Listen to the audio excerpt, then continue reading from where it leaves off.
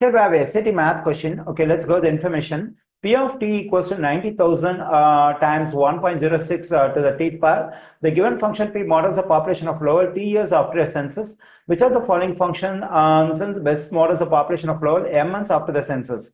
Okay, here let's consider the given function which models the population of Lowell t years after a census. That is P of t equals to 90,000 times 1.06 to the power of t. Actually, this is a function which models the population of Lowell after t years. That is, the t over here at the exponent has to be in years. That is, a unit of this t must be in years.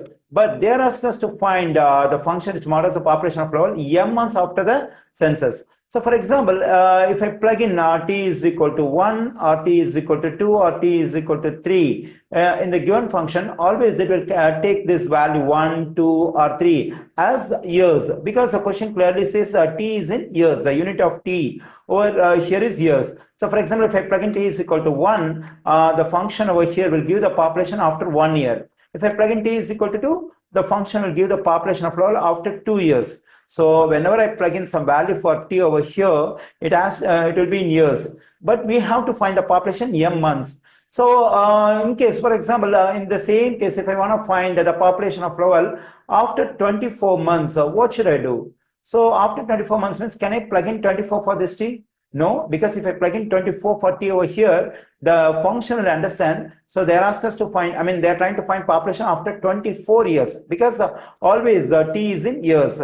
So what we introduce, if I want to plug in some value for t, and if the time is given in months, my first work is to convert this given time to years, not only months. Even if the time is given in weeks or days, in whichever unit of time the time is given, it has to be converted to years, so that I can plug in that value for t over here. Okay, to convert 24 months to years, what I need to do is I have to divide the given months by 12. So whenever I want to convert months to years, I have to divide it by 12. So when I divide by 12, it will become years. 24 divided by 12 is 2. That is 2 years. 24 months equals to 2 years. So once I convert the given time to years, now I can plug in this 2 for this t. So because here the unit of the time is years, and the unit of this t is also years.